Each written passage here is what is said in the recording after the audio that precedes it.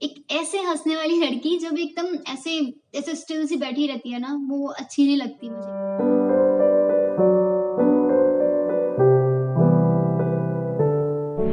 नमस्कार दोस्तों, स्वागत है आपका मेरे चैनल में।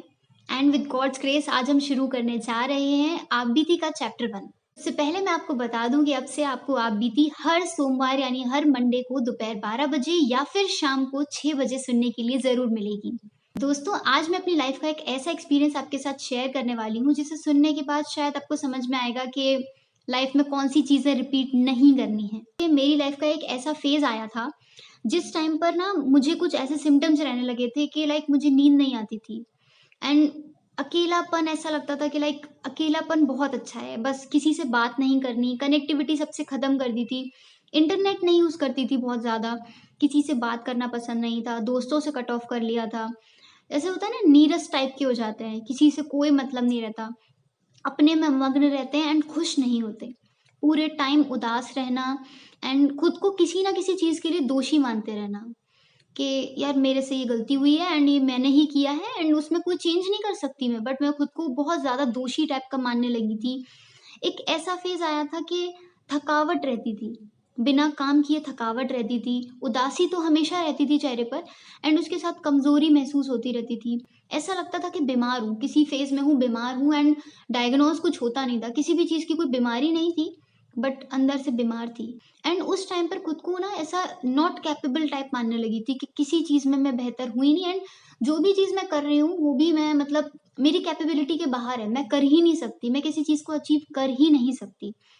डिसीज़न मेकिंग इतनी कच्ची हो गई थी कि अगर आपने मुझसे कुछ बोल दिया है कि सपोज़ आप मेरे सामने रख देते हैं कि दाल खाना है या सब्ज़ी खानी है, तो I am so much confused कि मैं क्या बताऊँ?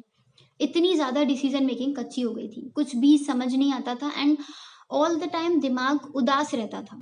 एंड होता है ना, जब दिमाग में कुछ एक ही चीज़ लूप में कंटीन्यूअस कंटीन्यूअस चलती रहती है, कोई भी एक ऐसी चीज़ जिसको आप पकड़ लेते हो एंड वो दिमाग में जब चलती रहती है और वो आपको ना नेगेटिविटी की तरफ लेकर जाती है। कुछ भी अच्छा नहीं लगता। आप कितने भी ब्यूटीफुल हो, आपके चेहरे पर 24 घंटे 12 बजे रहेंगे एंड आपका चेहरा देख के कोई बता देगा that you are not happy.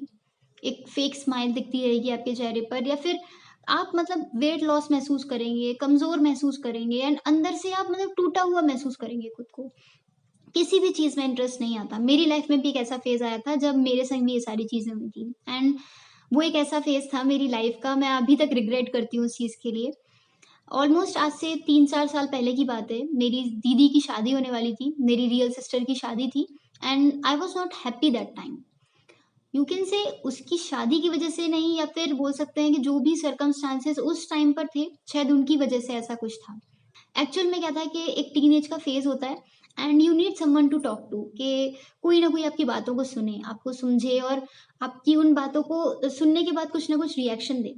And मैंने जब से होश सँभाला या फिर ये कह सकते हैं जब से मैं पैदा हुई, तो दीदी मेरे इर्द-गिर्द हमेशा थी, जो हमेशा मेरे आस-पास है। वो सुने ना सुने, मुझे उसको अपनी हर बात 4 से 5 बार बतानी ही बतानी है। ऑल अप टू हर, वो इग्नोर करती थी बट मैं अपनी हर बात उसको बताती थी। एंड वही एक फ़ेज़ था लाइफ़ में कि एक टीनेज इंसिडेंट भी हुआ था मेरे साथ, जिसका ज़िक्र मैं इस वीडियो में बिल्कुल नहीं करूँगी। उसके लिए एक स्पेशल वीडियो डेफ़िनिटली बनाऊँगी, but I am really not ready for it now. But मैं उस चीज़ के लिए बहुत गिल्ट हूँ एंड लिटरली मेरे को लगता है कि उसके लिए एक वीडियो बनता है। सो मैं आने वाले टाइम में जैसे ही मैं थोड़ा-सा अपना माइंडसेट करती हूँ, ज़रूर उसके ऊपर एक वीडियो बनाऊँगी। I will let you know कि क्या गलती की थी मैंने। But coming back to this, तो मैं आपको बताती हूँ कि एक ऐसा फ़ेज़ था मेरी लाइफ़ का कि अपनी बहन के साथ शुरुआत से सब कुछ देखा है, समझा है, उसके संग लड़ाई-झगड़ा सब हुआ है, सभी के साथ होता है। बट होता है ना कि जब कुछ भी प्रॉब्लम है, कोई भी बात है, तो आप स्ट्रेट फॉरवर्ड जाते हो एंड सब किसी न किसी को कुछ बताते हो। तो she was the only person जिसको मैं सब कुछ बताती थी एंड ऑलमोस्ट सारी चीज़ें शेयर करती थी। तो उस टाइम पर जो इंसिडेंट हुआ एंड ऑलमोस्ट मुझे एक फीलिंग बैठ गई कि भाई मेरी बहन की शादी हो रही है एंड वो चली जाएगी। मैं अपनी सारी बातें, अपने दुःख-दर्द किससे शेयर करूँगी एंड जितना अच्छे से उससे करती हूँ, चाहे वो मुझे कोई रिप्लाई दे या ना दे, बट जितना अच्छे से उससे बयाँ कर देती हूँ, उसके बाद किससे करूँगी? कोई मेरे इर्द-गिर्द नहीं होगा and I was so much confused कि क्या करना है। कॉलेज का टाइम था एंड ऑलमोस्ट यही था, चल रहा था दिमाग में कि बस ये चली जाएगी एंड मैं अकेली, मेरी ज़िंदगी खत्म होने वाली है, ऐसा कुछ। तो एक ऐसा दौर भी आया था and I still remember the day जब मेरी बहन का संगीत था। तो संगीत होता है या घर में फंक्शंस होते हैं इस तरीके से, स्पेशली जब आपके किसी सगे पर्सन की किसी सगे भाई-बहन की शादी होती है, तो आप कितनी प्रिपरेशंस करते हैं। I was the only person जिसने अपने अपनी सगी बहन की शादी में हार्डली 1 ड्रेस स्टिच करवाया था, एंड एक ड्रेस ऐसा था जो कि मेरी मदर स्पेशली मेरे लिए लेकर आई थी कि नहीं भाई 1-2 जोड़ी कपड़े तो लो, तुमने तो कुछ नहीं लिया है, ऐसी वाली सिचुएशन में। एंड आई वाज़ लाइक हाँ, है मेरे पास सफिशिएंट है, मुझे नहीं चाहिए। मतलब आई डोंट नो वो क्या फ़ेज़ था, मैं कहाँ थी उस टाइम पर मुझे नहीं पता। मैंने अपनी बहन की शादी की सारी प्रिपरेशंस में हेल्प की थी एंड कंप्लीटली हेल्प की थी, नो डाउट। एंड हर चीज़ एक छोटी पिन से लेकर हर चीज़ का पूरा ज़िम्मेदारी से अच्छे से काम भी किया था, ऐसी बात नहीं है। But somehow internally you can say कि मैं शायद मेंटली फिट नहीं थी उस टाइम पर, ऐसा कुछ था मेरे संग। क्योंकि अ, एक ऐसा इंसिडेंट कि जब मेरी दीदी का संगीत है एंड मैं अपने घर में खड़ी हुई हूँ, जस्ट बाहर संगीत हो रहा है, सारे लोग सज-धज के बाहर बैठे हैं and I am the only person जो घर में है एंड उसने कोई भी चेंजेस नहीं करे हैं अपने ड्रेसअप में। कोई मेकअप भी यूज़ नहीं किया है एंड वो बस सिंपल यूँ ही अंदर खड़ी है। एंड मेरी सिस्टर मेरे पास आती है एंड शी सेड कि आई वाज़ होपिंग कि मेरी संगीत का पहला डांस तुम करती। एंड आई गॉट स्टक कि यार उसने ऐसा क्यों बोला। एंड लिटरली वो इतना बोलकर बस जा ही रही थी एंड वो पलटती है और वो मुझसे बोलती है कि मेरी लाइफ का ये जो एक पार्ट है, संगीत जो है वो बार-बार नहीं होगा। मुझे वो समहाउ स्ट्राइक किया एंड मैं अंदर गई तुरंत, मुझे जो सबसे पहले कपड़े दिखे मैंने उठाए, पहने and I just came back. मैं वापस से उसके संगीत में आई एंड एट दैट टाइम मुझे बहुत अच्छे से याद है कि मुझे कांस्टेंट फीवर था। मतलब मुझे इंटरनली फीवर रहता था एंड वो फ़ेज़ मैं बहुत समय से, मतलब मैं ऑलमोस्ट 1-2 महीने से उसको फ़ेस कर रही थी एंड बॉडी बहुत वीक है, अंदर से बिल्कुल इच्छा नहीं है कुछ भी। बट जस्ट बिकॉज़ उसने मुझसे ऐसा बोल दिया था, सो आई जस्ट केम बैक, उसके फंक्शन में आई एंड मैंने खूब धमाके से बहुत अच्छे से डांस वांस किया। I was not prepared for it. मुझे आज भी याद है जब थोड़ा-सा बचपन का टाइम था, तो मैं ये सोचा करती थी कि जब दीदी की शादी होगी या भैया की शादी होगी, तो मैं ऐसे कपड़े पहनूँगी, ऐसी चीज़ें करूँगी, मैं डांस में ऐसा करूँगी, ये गाने पे डांस करूँगी। बट एट दैट टाइम मेरे पास कोई ऐसा सॉन्ग नहीं था जिस पे मैं मेरी कोई ऐसी एज़ सच प्रिपरेशन होती जिसको मैं प्रेज़ेंट करके दिखाती सबके सामने। बट जस्ट हो गया, क्योंकि जो भी कुछ था मैंने अपना डांस वांस किया and I was trying to react कि मैं कितनी खुश हूँ। खुश थी मैं उसकी शादी से, बट समहाउ वो दिल से नहीं था, जितना मुझे एनालाइज़ करने का मौका मिला अपने आप को। तो वो शायद दिल से खुशी वाली चीज़ थी नहीं। कि नवंबर से लेके एंड अप टू जून मेरा यही सब कुछ था कि I was not happy and ये सारी चीज़ें चलती नहीं। मेरी सिस्टर की शादी फ़रवरी में हुई थी, बट मेरा नवंबर ऑनवर्ड्स जब से उसकी शादी तय हुई थी एंड तब से लेकर ये फ़ेज़ मेरा एक चलता रहा। उसी ड्यूरेशन में क्या हुआ कि मैं अपने मामा-मामी के घर घूमने के लिए गई हुई थी, बट चीज़ें मेरे संग कांस्टेंट वैसी थी, लाइक मेरा कांस्टेंट फीवर था एंड डायग्नोज़ कुछ हो नहीं रहा था। हर 15 दिन में ब्लड टेस्ट हो रहा है, सारी चीज़ें मेरी नॉर्मल आती थी, रिपोर्ट्स नॉर्मल है, सब कुछ नॉर्मल होता था, बट कुछ भी डायग्नोज़ नहीं होता था उस ड्यूरेशन में। एंड चलते-चलते बहुत टाइम हो गया। जब मैं अपने मामा-मामी के घर थी, उससे भी कुछ दिन पहले ही मैंने अपना टीबी का चेकअप भी कराया था। सो दैट कि मेरी मदर को था कि ऐसा तो नहीं है कि कुछ सिम्पटम्स नहीं दिख रहे हैं, बट मे बी हो सकता है कि मुझे टीबी का या ऐसा कुछ प्रॉब्लम हो जो कि हिडन है। प्रॉब्लम है, मुझे परेशानी हो रही है, बट कुछ डायग्नोज नहीं हो रहा है इस वजह से। सो वो भी बिल्कुल मेरी रिपोर्ट्स नॉर्मल थी, कुछ ऐसा था नहीं।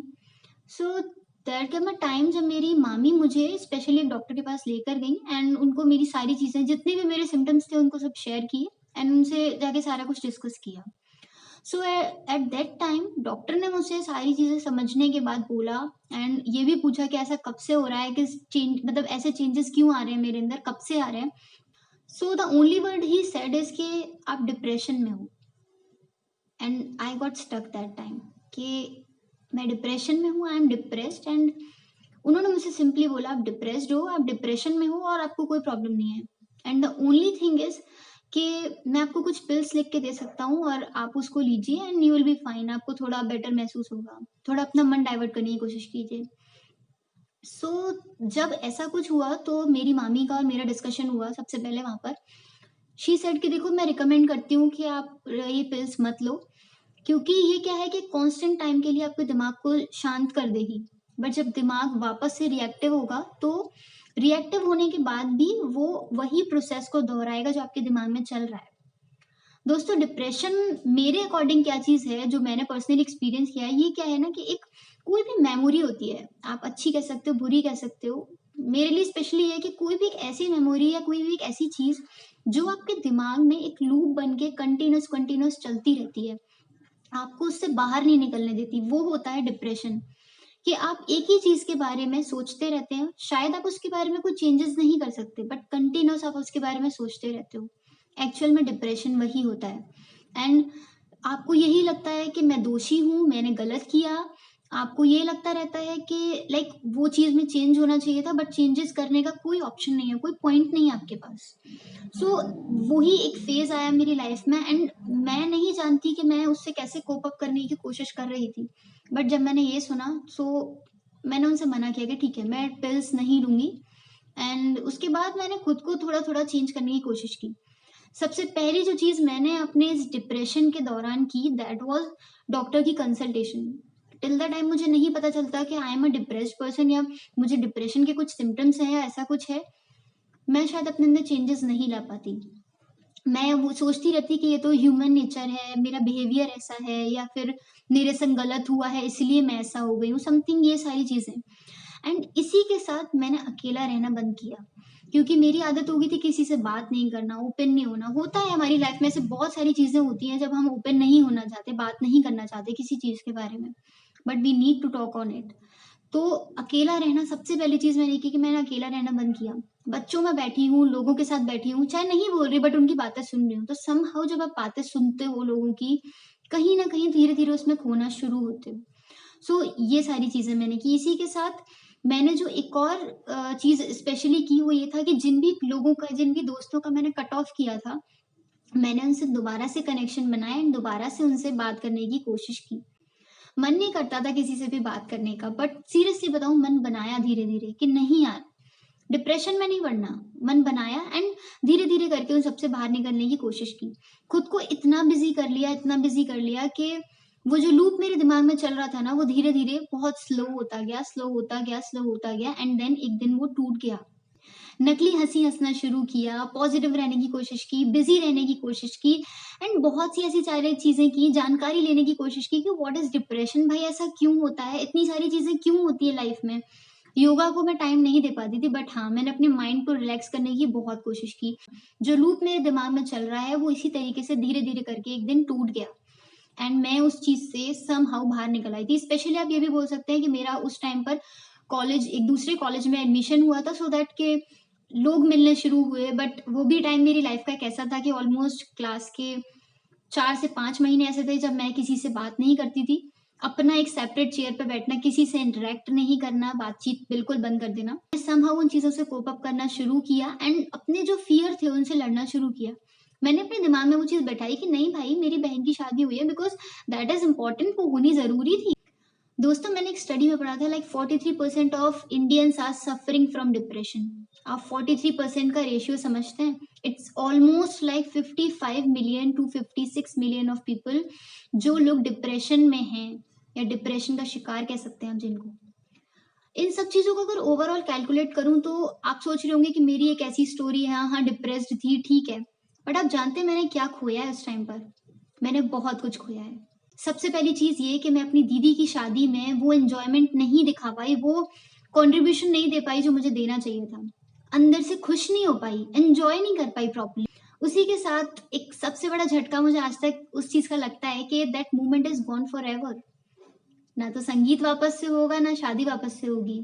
वो चीज़ वैसी की वैसी थी और वहीं के वहीं मुझे उसे जीना था। बट मैंने नहीं जिया उसको। उसको वहाँ पर मिस करके अब मैं सोचूँ कि कोई छोटा-सा फंक्शन फिर से हो एंड देन मैं उसमें डांस करके अपनी सारी कसर निकालूँ तो दैट इज़ नॉट पॉसिबल। उस टाइम पर जो था ना एक नेचुरल ग्लो, आपने थंबनेल में डेफिनिटली देखी होंगी मेरी कुछ ऐसी फ़ोटोज़ कि मैं अपनी बहन की शादी में मतलब एक जो प्रॉपरली ई वाली स्माइल होती है, वो स्माइल थी नहीं किसी भी फ़ोटो में। मैं बहुत ही कम वो वाली फ़ोटोज़ शेयर करती हूँ जस्ट बिकॉज़ ऑफ क्योंकि एक ऐसे हँसने वाली लड़की जब एकदम ऐसे ऐसे स्टिल सी बैठी रहती है ना, वो अच्छी नहीं लगती मुझे। सो इसीलिए मैं वो फ़ोटो कभी शेयर भी नहीं करती। बट आपने थंबनेल में डेफिनिटली देखा होगा कि मेरे फ़ोटोज़ मतलब देख के आपको समझ में आ रहा होगा कि हाँ, she is like okay, okay ठीक-ठाक है, बस कुछ ख़ास नहीं।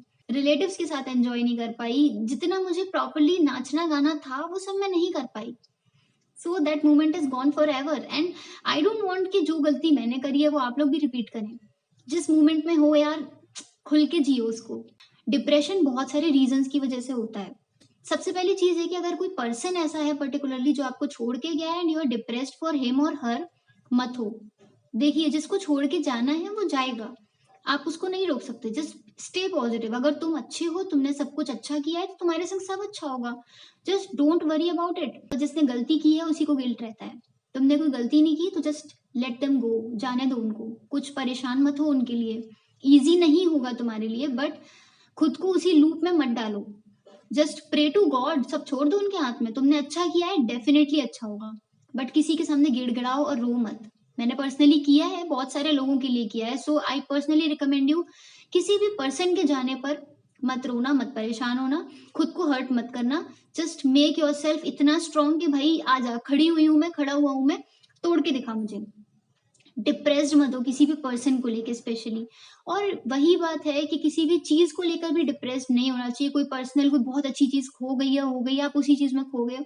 यार मटेरियलिस्टिक चीजों के लिए तो मुझे फालतू लगता है, किसी का भी परेशान होना फालतू लगता है। सोने चांदी इन सब चीजों से मुझे वैसे भी कोई फर्क नहीं पड़ता है। सो मुझे लगता है वो सारी चीजें वेस्ट है, उसके उसके ऊपर अपना टाइम बर्बाद करना नहीं चाहिए। इसी के साथ अगर कोई ऐसा इंसिडेंट आपकी लाइफ में हुआ है, लाइक फिजिकल अब्यूज बोल सकते हो आप, मेंटल अब्यूज बोल सकते हो, किसी भी तरीके का कोई अब्यूज हुआ है, तो यार उस भड़ास को अपने अंदर मत रखो, निकालो, खत्म करो। आजकल सब लोग ऐसे प्लेटफॉर्म पर आकर बोलते हैं, अगर कुछ गलत हुआ है तुम्हारे संग तो जस्ट स्पीक अप, उसको बोल के खत्म कर दो, बट अपने अंदर उसको लूप में मत डालो। वो चलता रहेगा, तुम्हें खोखला कर देगा। क्योंकि ये आपकी जो लाइफ है ये आपको एक ही बार मिलेगी। बोलो, खत्म करो। हम इतना वेले नहीं है कि हम बैठ के उसी के बारे में सोचते रहे। जो हो गया सो हो गया, चेंजेस नहीं कर सकते, जाने दो उसको। इतना टाइम बर्बाद करो ही मत। कोई भी बैड मेमोरीज हैं, फ्लैशबैक्स हैं जो बार बार आते हैं, आपके लूप में घुसे बैठे हैं, उनको भी निकाल के फेंको। नहीं सोचना, जिन चीजों में आप चेंजेस नहीं कर सकते उनके बारे में सोच के क्या फायदा। क्यों बार बार इतना ज्यादा खुद को हर्ट करना। जस्ट बिजी करो अपने आप को, कुछ भी काम करो, कुछ भी काम करो, इतना बिजी कर लो कि यार वो मेमोरीज लौट कर आए ना, दिमाग में वो सारी चीजें स्ट्राइक करें ही ना। उसी के साथ मैं आपसे कहती हूँ कि अगर कोई लॉस ऑफ लाइफ वाला इंसिडेंट या केस है, तो उस सिचुएशन में देखिए कुछ प्रोडक्टिव करना बनता है। क्योंकि अगर ऐसी कोई चीज हुई है, अगर आप किसी के बारे में कंटिन्यूस सोचते रहोगे, देखिए जिसको जाना है वो चला जाता है, बट उसकी मेमोरीज हमेशा रह जाती हैं। उसकी मेमोरीज को याद रखे हो ना, तो उसके लिए कुछ मेमोरेबल कर दो, बट उसको लूप में मत रखो, खुद को परेशान मत करो, क्योंकि वो तो जा चुका है। उसके लिए कुछ करना चाहते हो तो उसके लिए कुछ अच्छा सा एकदम यहाँ पर बना दो, कुछ भी कर दो भाई। जरूरी नहीं है कि आप कुछ उसकी मूर्ति बनाओ या ऐसी कुछ चीज करो, बट उसके लिए कुछ भी एक ऐसा, ऐसी अपनी क्रिएटिविटी दिखाओ कि उसके लिए कुछ ऐसा क्रिएट कर दो कि खुद को भी खुशी मिलती रहे और शायद वो भी आपको ऊपर से देख के खुश हो। सबसे इंपॉर्टेंट चीज ये है कि आपका बात करना बहुत जरूरी है। अगर आप डिप्रेशन के टाइम पे किसी से बात नहीं करते, अपनी प्रॉब्लम डिस्कस नहीं करते, फंस जाओगे, बहुत गंदी तरह फंस जाओगे और उससे कभी बाहर नहीं निकल पाओगे। क्योंकि जो गलती मैंने करी है वो आप मत करना। एंड उसी के संग मैं अपनी कोई स्पेशल टिप आपको देना चाहती हूँ कि यार लाइफ में बहुत कुछ होता है, मगर अगर आपके पास अपनी कुछ ऐसी टैक्टिक्स है ना जिनको आप करके खुद को खुश कर सकते हो या कुछ चेंजेस कर सकते हो, तो डेफिनेटली करो। मैं पता है क्या करती हूँ, जिस टाइम पर मुझे ऐसा लगता है ना मैं बहुत ज्यादा उदास हूँ या मैं बहुत ज्यादा रो रही हूँ, मैं सिंपली एक मिरर के सामने जाती हूँ एंड मैं मिरर के सामने मन में या फिर कैसे भी इंटरेक्ट करके मैं उससे भी एक ही चीज कहती हूँ कि इन आंखों पे आंसू नहीं आने। तो लिटरली जब आप ऐसा सोच रखते हो ना, एकदम से आपके जो आंसू होते हैं वो अंदर चले जाते हैं। बहुत से लोगों को लगेगा अरे यार ये तो क्या इन्होंने मतलब ऐसी चीज बता दी, फिल्मी टाइप की चीजें बता दी। अगर आप अपनी लाइफ को ऐसा महसूस करते हो ना कि यार ये सच में एक फिल्म चल रही है, तो कुछ फिल्मी चीजें करनी जरूरी होती हैं। एंड आप उसको सीरियसली जाना, किसी दिन मिरर के सामने खड़े होना और बस बोल देना कि अब से इन आंखों में आंसू नहीं आएंगे, and you will see the magic. सच में मैजिक होता है एंड लिटरली आपकी आंखों में उस दिन से आंसू नहीं आएंगे। देखिए जो हो गया सो हो गया, उसमें हम चेंजेस नहीं कर सकते, बट एक चीज है जिसमें हम चेंजेस कर सकते हैं, वो है किसी और की लाइफ को चेंज करके।